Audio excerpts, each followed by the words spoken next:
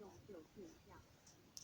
异相从来不迷，我们凡夫见不到，见不到就是因为我们迷了，我们执着了，与我不分别，不执着，你就觉悟，悟了你就见到真相。性就是相，相就是性，性相不二，性相不离。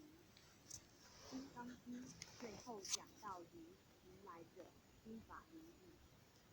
一切经一开端，离是我闻，离就是一离的意思。万法一离，一相一离，确实是一不是二。我们见不到，是因为迷，是因为执着，非是在这个上面。相从性生，人定会归于性，因为它本来就是性，我们硬要把它看作相，把它从性上拉出来，这是错误的。则非是名两句，离开运佛法要也。则非名是性心性，本无有灭。是名离妄念凡心，必须执持名号以除妄念。则非是名两句，金刚经上这个句子用的很多。离开运佛法要也，将为农居士一生40多年的时间用在金刚经上，可以说他是金刚经的专家，是金刚经的权威，但是他在行门上所持的是念佛全真净土。这个说法是他的发明，古人没有这个讲法，他说的很有道理。则非名是性心性，本无有灭。金刚经上这2个字是从性上讲的，凡是讲则非都是从性上讲的，凡是讲是名都是从相上讲的。明白这个意思，看金刚经就能看出味道了。心性性中没有念，哪里会有念？念叫妄念，本无妄念，本来无念。是名这从相上讲，离妄念凡心，佛事繁多，繁杂，心事起来，无量无边的杂念起来了，这是妄念。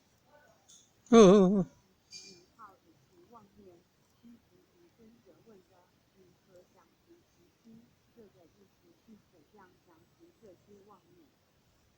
净土中的方法实在讲义，金刚经简单，金刚经讲了这么多，我们还是抓不到要领，还是没有法子下手。其中如何降伏其心？南无阿弥陀佛就解决了。意如何故？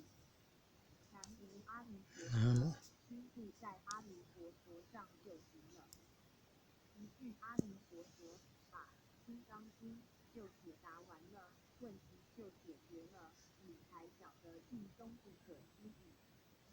三若要是离开净土，决定得不到救济，就跟华严一样，华严到最后要不是请准菩萨10大愿往导归极乐，华严不能圆满。所以净宗是真正的大圆满，真正是就近的境界，就近的果位。必须这2个字非常肯定，一定要用执持名号，用这个方法把妄想灭掉。中文里头有说，禅宗里面讲，不怕入死，只怕解执。禅宗用的方法是观照，用这个方法观照世俗。净宗用念佛的方法，不怕入死，念头起来不怕，一起来马上就执持名号，一句阿弥陀佛把那个念头转过来。不管这个念头是什么念头，善念也好，恶念也好，只要念头一起，第2个念头就换成阿弥陀佛，这叫做功夫，这叫做念佛。真正念佛人是这个念法，要转得快，不要叫妄念继续发展，不可以叫妄念继续，要让佛号继续，这就对了。明白这个意思，就可以说这一句金刚经句句都是念佛。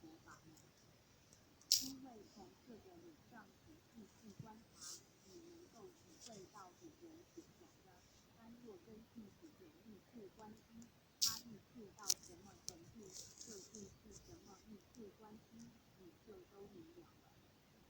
6. 念佛第一念是一念而念，忘记行空，第七心境是为一心不乱。心境即佛所记忆。念佛第一念是一念而念，这跟般若就相应，完全相应，要念到无念而念。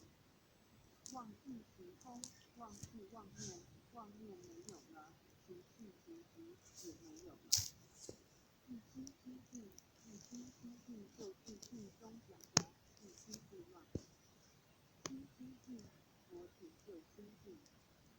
因为一定要晓得，往生是这样往生的，如果达不到这个境界，非念佛不能往生，这个不可以不晓得，特别是念佛求生净土。只需你念到心心境，往生就得到了。有人念一辈子佛，心不清净，他不能往生。有人在临终的时候，一念10念心清净，他就往生了。有些人听到这个说法，心里很不服，太不公平。那个人念了几10年不能往生，他才念几句怎么就往生？很不服气。他不晓得这个道理，往生是要心清净，一念相应一念生，一念佛号心是真的清净，那一念就生，念念清净就念念生。